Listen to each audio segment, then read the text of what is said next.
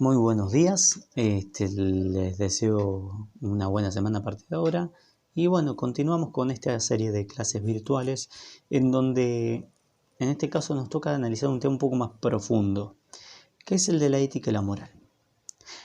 En consideración de estos dos factores, obviamente la filosofía aporta en lo que es la ética puntualmente, ya que corresponde al estudio de la filosofía de la moral, la ética. Ética y moral se diferencia obviamente en donde la consideración de ética está ligada a la filosofía y la consideración de moral a la sociología, ya en estos tiempos modernos, en donde puntualmente moral se determina obviamente por el uso, costumbres, religiones, pensamientos que hay en común en una población específica.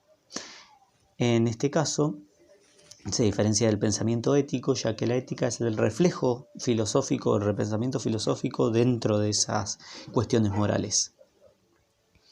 No es justamente un elemento nuevo, sino que es un elemento que surge incluso dentro del mismo tiempo que surge la filosofía.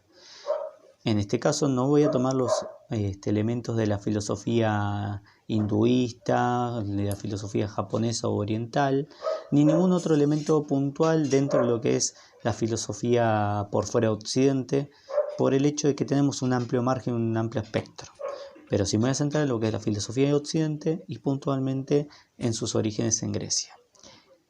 En este caso, considerar a justamente uno de los primeros pensadores de lo que fue la ética fue Aristóteles, y puntualmente que le puso nombre a lo que se denomina Ética de los Valores, un compendio de 3 libros en donde plantea que la idea de ética está ligada a la idea de costumbre, que todo aquello que se razona, se piensa, sí o sí tiene que tener una experiencia, y por ende esa experiencia es la única aceptada dentro de lo que es una gran sociedad.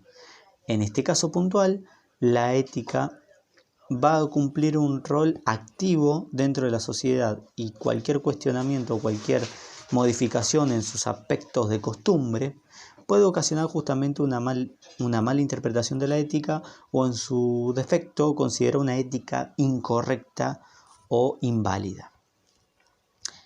Separado de todo lo que es esto puntualmente, vamos a tener obviamente la filosofía medieval, que si bien retoma los pensamientos de Aristóteles entre la idea de costumbre y la idea de conocimiento en torno a la idea de ética como un elemento de pensamiento en cómo tienen que ser las costumbres, si todo lo que está pensado está bien o todo lo que está pensado está mal, va a comenzar a incorporarle justamente esta nueva religión que surge sobre el final del Imperio Romano y obviamente durante toda la Edad Media se hace fuerte, que es el cristianismo, en donde la idea de Dios va a radicar obviamente también una idea de ética, ligada a justamente la creación y al concepto obviamente de mantener las costumbres cristianas en este caso.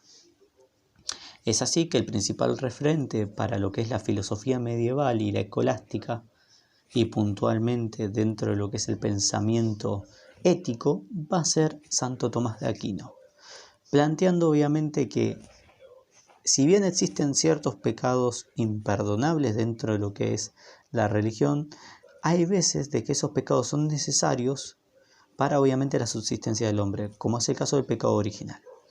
En sus apartados, Santo Tomás de Aquino plantea justamente esta cuestión de necesidad de cometer el pecado original.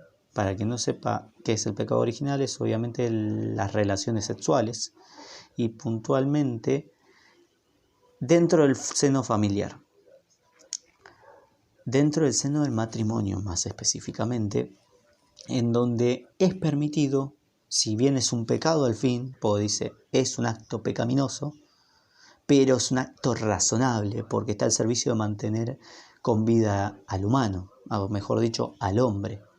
O sea, el acto reproductivo por actos reproductivos dentro del matrimonio es aceptado. Lo que no es aceptado obviamente es la pasión o obviamente la sexualidad dentro de lo que es el acto reproductivo. avanzando un poco dentro de términos, en la época del Renacimiento van a surgir dos corrientes, una siguiendo ligada a lo que es la filosofía religiosa y otra que va a separarse de la filosofía religiosa a pesar de estar influenciada. Esto tiene que ver mucho, obviamente, con lo que es la separación luterana, con el repensamiento del cristianismo y el surgimiento del ateísmo mismo, dicho, ya que en la Edad Media no hay registro justamente de ateísmo, sino de herejías, o sea, de personas que cuestionaban la ética puntual de la Iglesia Católica, pero que al mismo tiempo eran considerados herejes porque no era dentro de lo aceptado de los términos de la Iglesia Católica. En cambio, el ateo es obviamente la persona que no cree, que es obviamente posterior al Renacimiento donde surge dicha figura.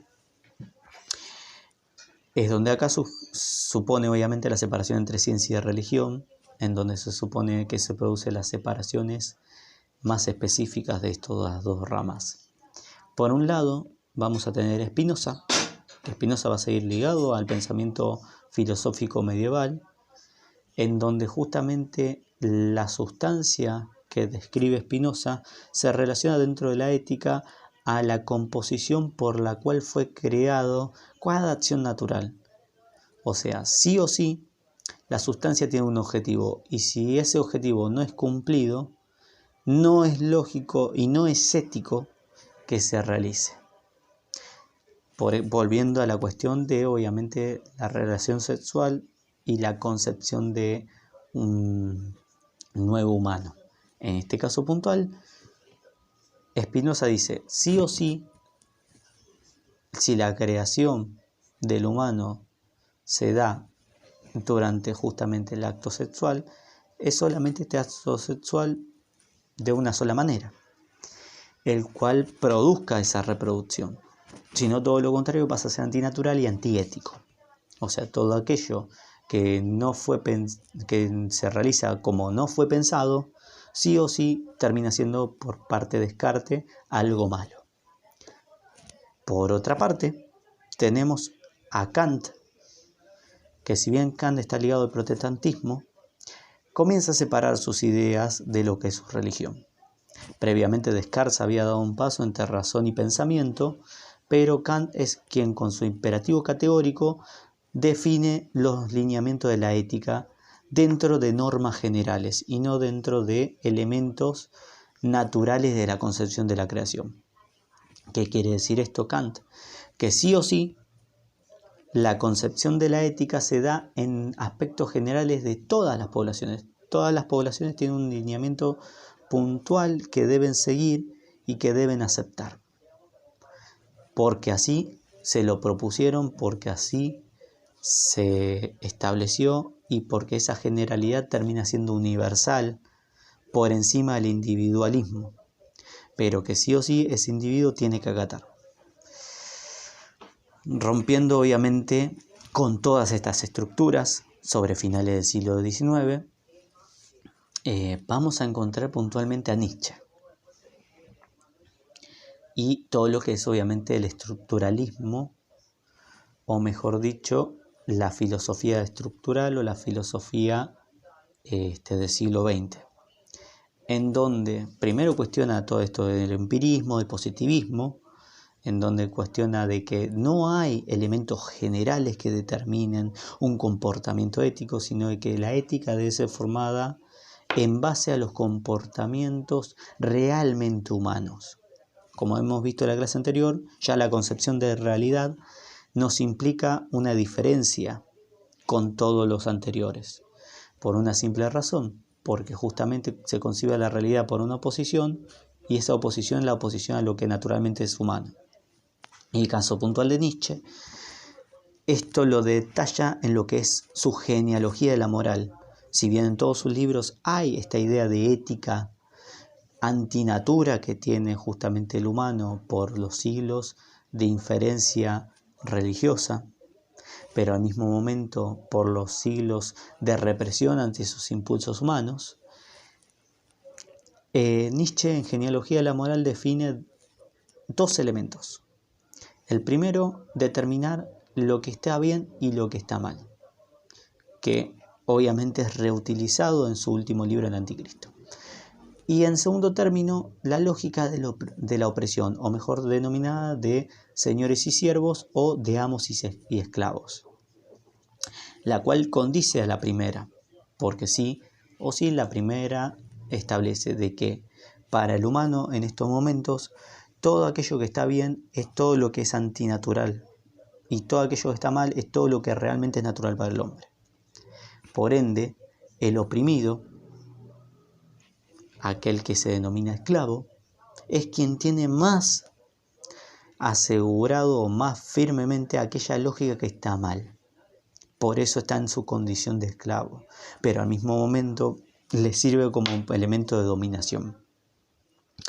En el caso de la moral del amo o del señor, cree también en la misma idea de que lo que está bien es aquello que reprime, pero al mismo momento utiliza aquello que reprime para poder controlar.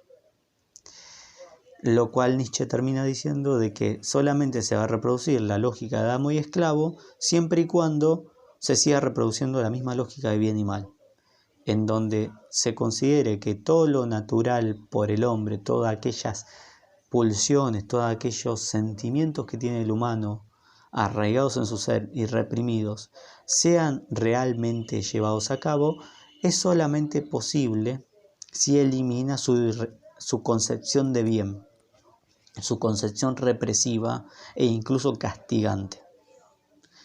Bien, en estos términos se habla de lo que es ética. Toda esta cuestión juega en torno a lo que es ética.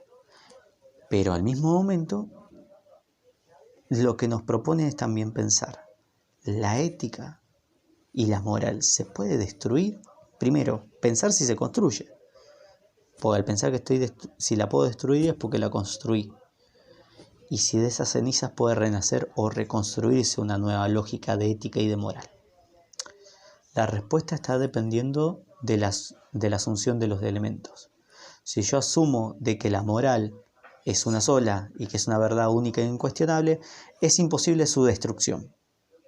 Por ende, es una sola su construcción. Pero si yo considero de que la ética y la moral es posible destruirse, porque hay elementos socioculturales cambiantes, porque hay elementos en donde nosotros pensamos que son incuestionables, pero cuestionamos, es donde comienza a destruirse lo que son las éticas y las morales preexistentes, para pasar a nuevas éticas y morales. No, porque la sociedad humana necesita de dichos elementos para poder justamente normalizar sus comportamientos e incluso poner su vida social en pos de su individualismo. Al mismo momento, no es restrictiva. Este círculo puede continuar, pues al momento de destruir cualquier valor ético y construir uno nuevo, ese nuevo también en algún momento va a ser destruido.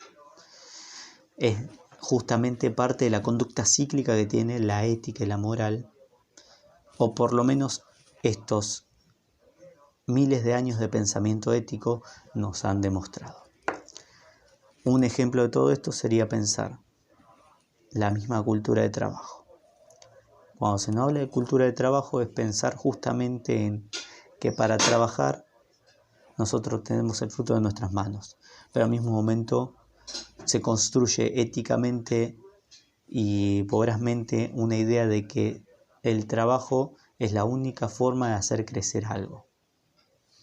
Cuando obviamente el capitalismo va en sentido contrario, cuando obviamente ciertos comportamientos culturales van en sentido contrario, lo cual hace destruir a esa ética puntual, a la ética del trabajo, a la filosofía de que trabajando voy a llegar a un mejor lugar. Pero al mismo momento reconstruye, dice, ¿por qué revalorizar el trabajo? Porque justamente también revaloriza el alma en ciertos pensamientos, en ciertos elementos. Individualmente da un significado, da un sentido, pero al mismo momento evitar recaer en la idea de que justamente tirar bajo el mismo sentido, bajo la misma idea, va a hacer crecer algo, una nación, un continente. El trabajo termina siendo un elemento necesario para la vida humana, pero no un elemento necesario para la reconstrucción del país a veces. A veces se necesitan más elementos para reconstruir un país que justamente los elementos para considerar el trabajo como único método, como única verdad, como única moral para levantar un país. Es varios los elementos que se pueden cuestionar, incluso el significado de solidaridad. ¿Cuándo uno puede ser solidario? ¿Cuándo uno tiene? ¿Cuándo uno no tiene? ¿Realmente es necesario ser solidario? ¿Realmente hace a alguien bueno ser solidario? Eso demuestra de que cualquier ética es destruible, pero también demuestra que sí o sí necesito reconstruir una nueva ética, porque la consideración tanto de trabajo como de solidaridad puede ser elementos a repensar, elementos a revalorar, por ende a recrear una nueva moral y a recrear una nueva ética de pensamiento alrededor de eso. Tal vez, incluso en criterios de Nietzsche, más humano, más sinceramente humano. Bueno, desde ya les deseo una buena semana y decirles que ya queda muy poco para terminar con esta serie de clases digitales. Un abrazo a la distancia y nos vemos la semana que viene.